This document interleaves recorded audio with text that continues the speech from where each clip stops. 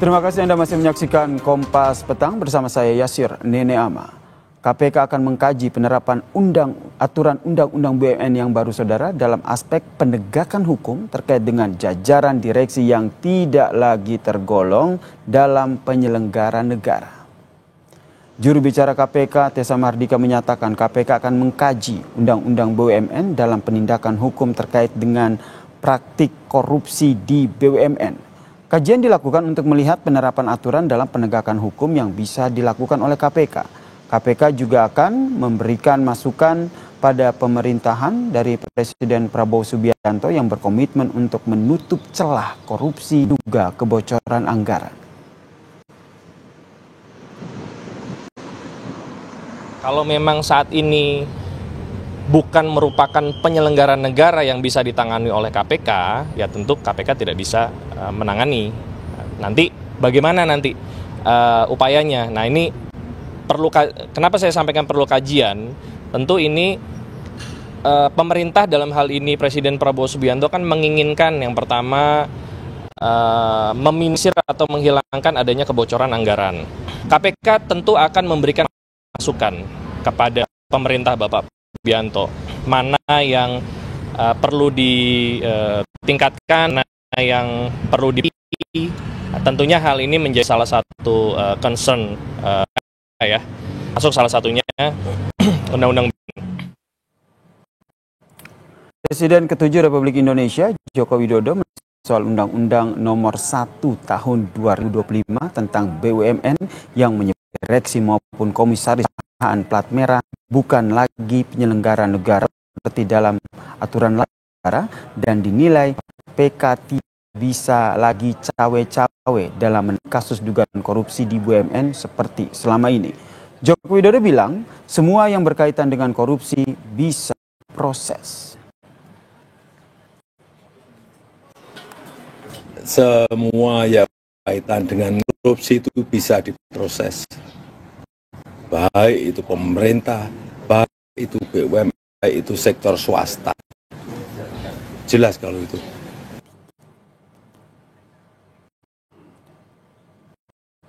Undang-Undang BUMN terbaru yang disahkan 24 Februari 2025 dalam pasal 3X ini ayat menyebut orang dan juga pegawai badan merupakan penyelenggara negara. Kemudian pasal 9G disebutkan juga bahwa anggota direksi, dewan komisaris dan dewan pengawas BUMN bukan merupakan penyelenggara negara.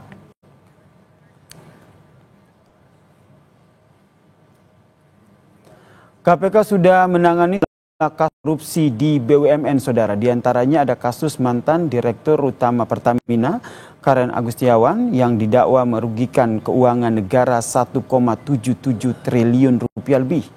Karen divonis 9 penjara dan denda setengah miliar rupiah dalam sidang Tipikor pada Juni tahun lalu.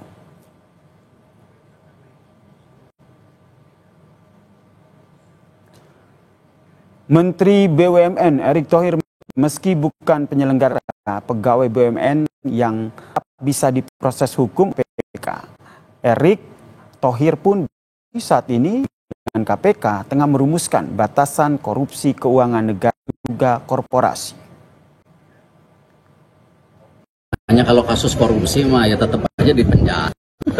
Nggak ada hubungannya lah. Kalau pihak yang melakukan kasus korupsi tidak ada hubungan dengan isu payung hukum bukan penyelenggara. Korupsi ya korupsi, nggak ada hubungan. Ya. Kalau korupsi, berarti KPK kan Pak?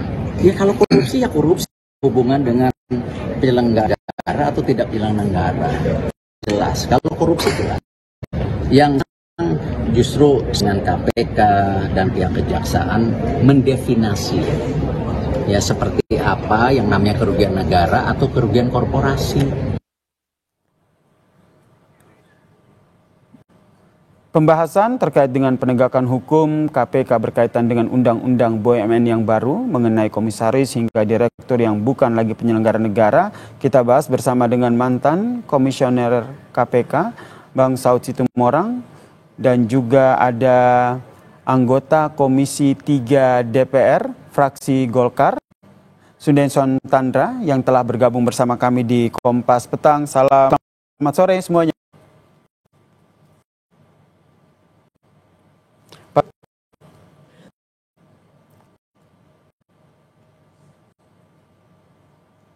Kami akan membahas terkait dengan undang-undang BUMN yang baru. Apakah ini akan mengganggu KPK dalam mengusut kasus korupsi direksi hingga komisaris? Telah bergabung bersama kami di Kompas Petang, saudara. Mantan Komisioner KPK, Pak Saud Situmorang. Selamat sore, Pak Saud. Selamat sore. Pak Saud, ini ada undang-undang baru ini yang diartikan secara sederhana ini KPK tidak bisa lagi menyentuh tindak pidana para komisaris direksi yang ada di BUMN karena dianggap bukan lagi penyelenggara negara. Apa tanggapan Anda? Ya, banyak paradoksnya ya undang-undang itu. Sejak awal saya komen podcast juga. Di antaranya itu sangat bertentangan dengan Undang-Undang Dasar 45 pasal 23 huruf E itu ya. Di situ kan nggak ada yang nggak bisa diaudit di negeri ini oleh BPK.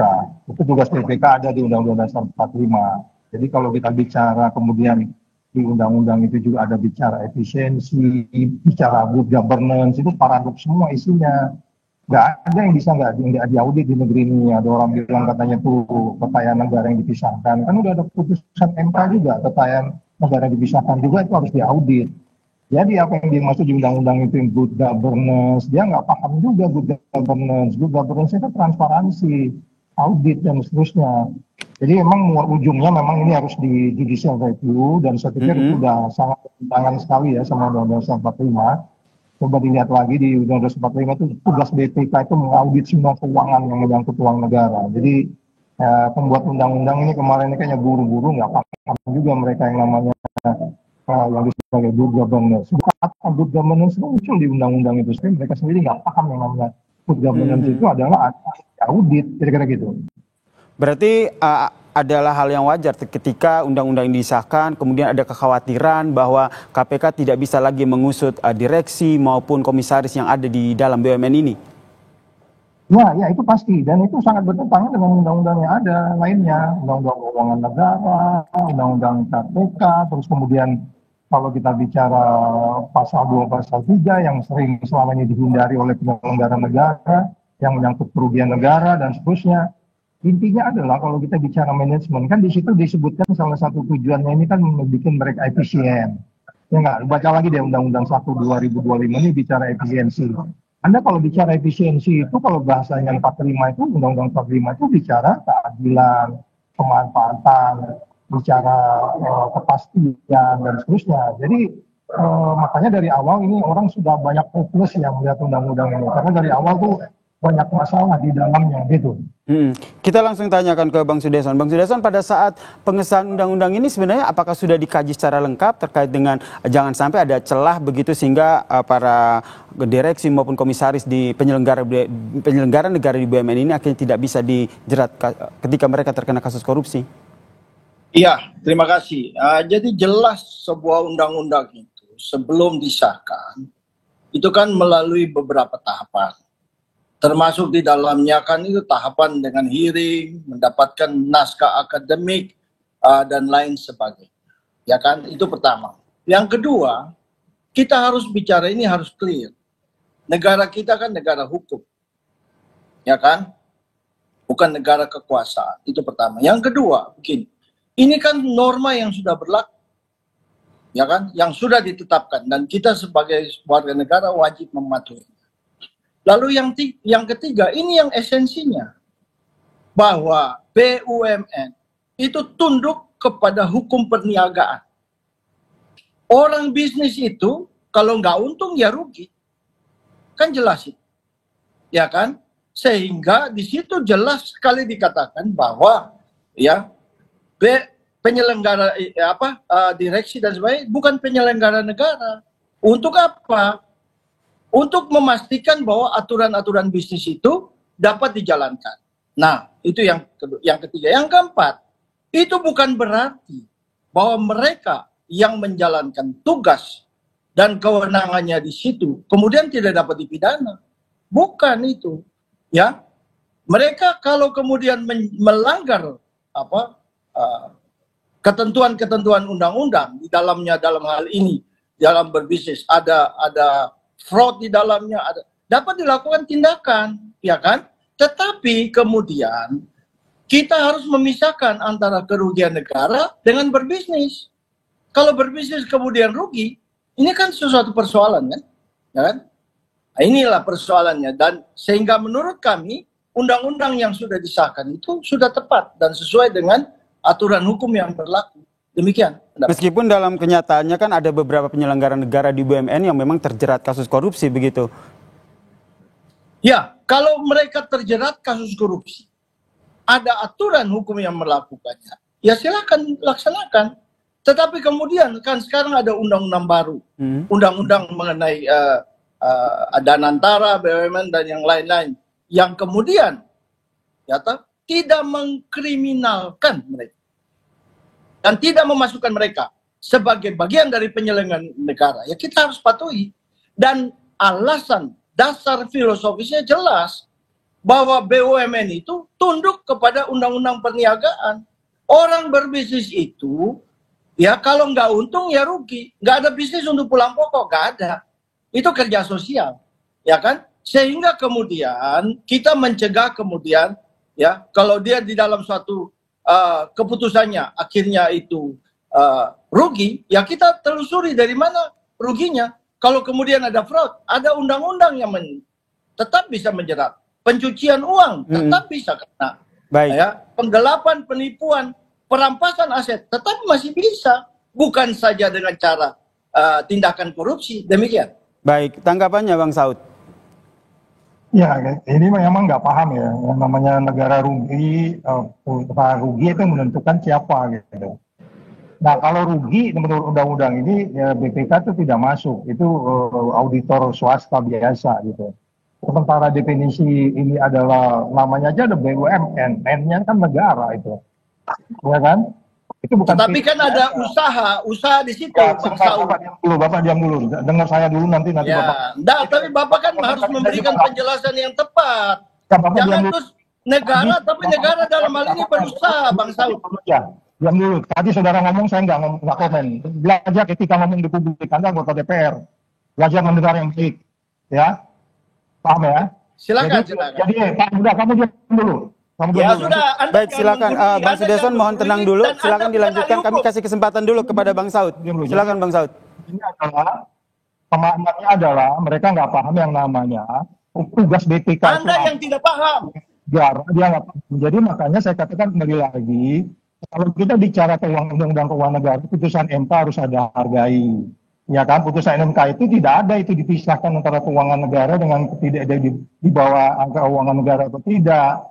Jadi sekali lagi, makanya kembali kalau Anda bilang tadi ada naskah akademik, naskah akademik kan dari awal kan sudah diributkan. Jadi makanya tempat yang paling baik ini bukan di TV ini sebenarnya, yaitu kita bicara di Mahkamah Konstitusi sebenarnya gitu. Tapi karena saya diminta bicara di TV, ya kita bicara di TV. Tapi yang baik itu tempatnya di Mahkamah Konstitusi. Bahwa karena ada di situ pelanggaran di dalam Undang-Undang 45 pasal 23E yang mengatakan bahwa tidak ada yang bisa tidak diaudit oleh BPK. BPK itu ada di Undang-Undang 45, Anda harus paham itu. Itu dulu sementara.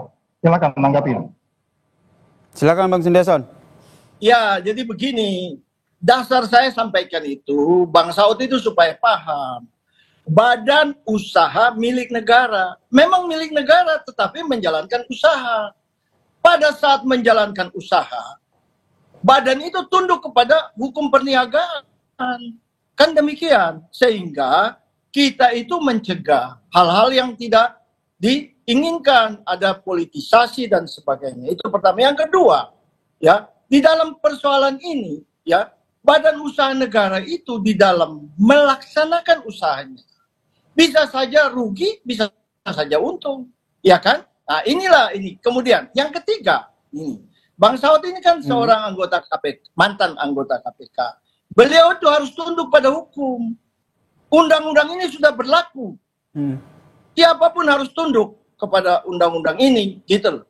Sehingga kalau itu kemudian ada keberatan dari masyarakat seperti Bang Saud ini, Ya forumnya adalah di Mahkamah Konstitusi. Silakan gitu. Bang Kalau Sudesson, kemudian dibatalkan, saya ingin kita mendudukan dulu secara sederhana. Jika undang-undang ini sudah diterapkan dalam sebuah pelaksanaan begitu, ketika seorang pimpinan baik itu komisaris maupun direksi mengambil sebuah keputusan, namun dalam implementasinya keputusan tersebut akhirnya merugikan negara, itu berarti tidak bisa dijerat dengan undang-undang ataupun tidak bisa diselidiki oleh KPK.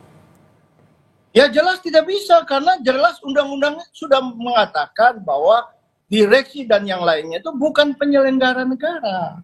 Kan begitu. Ya jelas tidak bisa. Tapi demikian bukan berarti bahwa mereka tidak bisa dikenakan hukuman. Kalau mereka melakukan pencurian, penipuan, penggelapan, pencucian uang, bisa dilakukan. Ya kan? Jangan lupa juga saya nggak tahu ini masih berlaku nggak. Undang-undang nomor 4 tahun 1980 itu mengenai suap swasta, ya itu bisa dikenakan kalau memang undang-undang itu masih berlaku. Mohon maaf ya, saya sudah tidak mengikuti, ya toh. Tetapi kalau itu yang terjadi, maka itu bisa dikenakan sejarah dulu karena masalah suap menyuap di dunia persepak bolaan. Maka itu kemudian diadakan itu undang-undang suap swasta itu ya. Tetapi itu bisa dikenakan. Nah, yang saya tegankan di sini adalah negara kita adalah negara hukum. Kita semua harus patuh kepada hukum. Baik, saya ke Bang Saud. Bang Saud, implikasinya terhadap penegakan hukum jika undang-undang ini sudah diterapkan akan seperti apa? Jika kita kaitkan dengan adanya gratifikasi, kemudian ada penyelewengan dana di situ. Ya, itu nanti akan terkait dengan pasal di dalam tindak pidana korupsi, Undang-Undang 3199 itu. Kalau nanti dia pasal 1, pasal 2, ya itu karena sudah didefinisikan dia bukan penyelenggara negara, which is KPK itu kan berbicara penyelenggara negara. Itu sebabnya saya katakan pada bagian lain memang undang-undang KPK sendiri kan harus diganti. Undang-undang tindak pidana korupsi harus diganti. Ya praktis memang KPK nggak bisa masuk lagi di situ kalau dia penyelenggara negara, karena KPK kan urusannya penyelenggara negara. Ya kalau swasta itu kejaksaan, kepolisian tuh suap menyuap atau katakanlah yang lain-lain juga menyangkut perbuatan curang, pemerasan dan selanjutnya urusannya bisa dilakukan di luar daripada KPK, karena dia tidak penyelenggara negara lagi, itu bukan urusan KPK.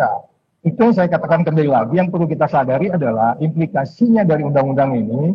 Saya menduga indeks persepsi korupsi kita akan turun dari 37 nanti ke depan, karena dunia internasional tuh bicara Indonesia ini sangat carut marut dalam menangani penyelenggara negara.